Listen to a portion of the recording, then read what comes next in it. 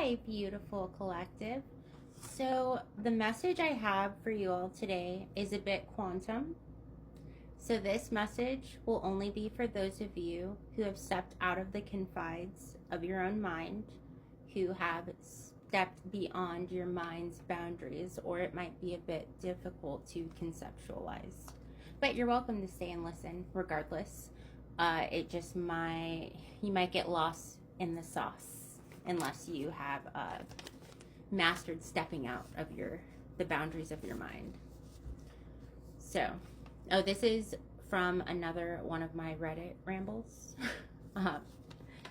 It is the unseen that drives us. The unseen holds infinite potential. To meet yourself at your deepest core is to meet everyone outside of you, only to realize there is no core, no boundary, no final destination. Whether you turn inward or outward, you find the same truth. To fully know yourself, you must experience everyone, and to truly experience others, you must first explore everything within yourself. Only then do you develop the frame of reference to conceptualize and process the full experience of another. Each new experience reawakens the infinite wisdom that already resides within you, stirring the subconscious into consciousness. If we were to fully experience everything within and beyond ourselves, we would have quantified infinity itself.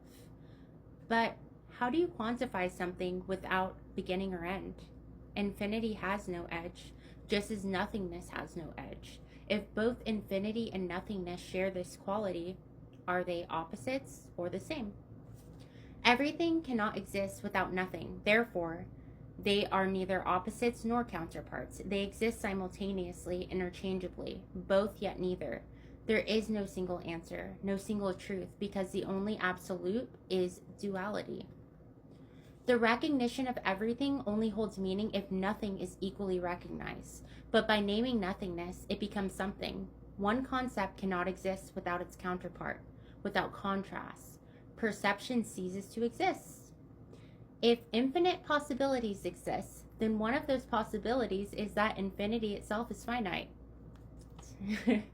The universe expands and collapses into itself eternally.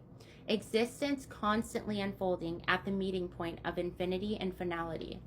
This is the space where nothing births something, where the unconscious becomes aware of itself, where sleep is shaken into wakefulness. This is where we exist, infinitely and always. Duality is oneness. The observer and the observed are one and the same. We are autonomous fractals, yet we are not separate at all.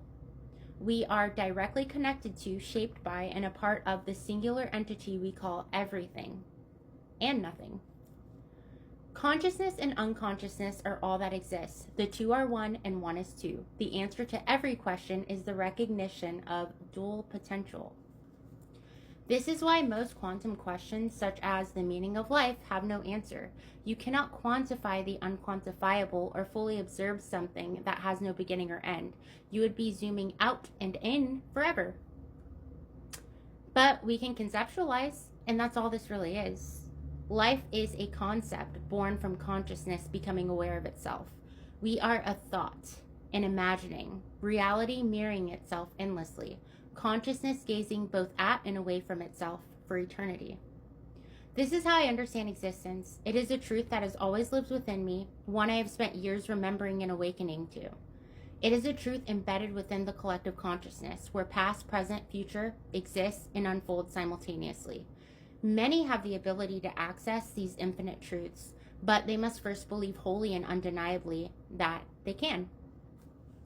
People close to me have witnessed my ability to know things I should not logically know, to perceive events I was never present for. Some spiritual individuals attribute this to the esoteric or supernatural. Others take a more practical approach, believing it stems from a heightened subconscious ability to recognize patterns due to my neurodivergent brain. Both are correct. I believe this ability comes from my rejection of rigid limitations, my refusal to accept that things must be one way or another. This perspective allows me to see from the now, which grants me access to past and future information stored within the collective consciousness, a vast network that we are both part of and are, and everyone has access to this vast network because everyone is this vast network. A personal experience shaped this understanding. In 2014, I died for 2 minutes. What I experienced during that time gave me a unique way of seeing, one that remained with me even after resuscitation. In death, I was everything. I was both within the void and was the void. I was everything and nothing at once. My first thought was that I was the universe itself and I had just broken. A strange thought, a stranger concept. But then I realized I was still thinking.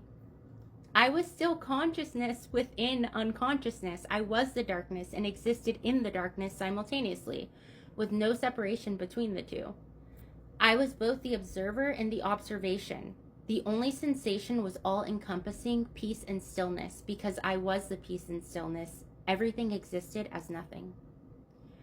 I do not share this to convince, persuade, or argue a point. There's no intended conclusion or gain beyond the experience of sharing itself. I share my truth because it is what I lived. I share my experience for the sake of experiencing, the act of sharing.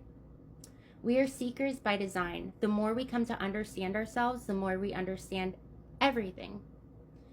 And because people fear what they do not understand, I'd like to understand everything so that I fear nothing.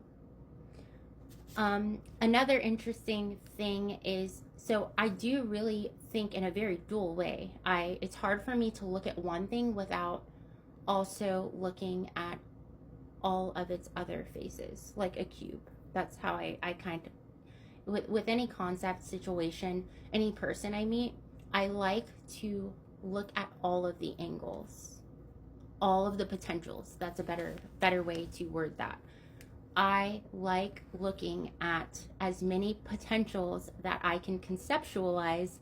That is how I take in information and how I collect data, that's how I approach things.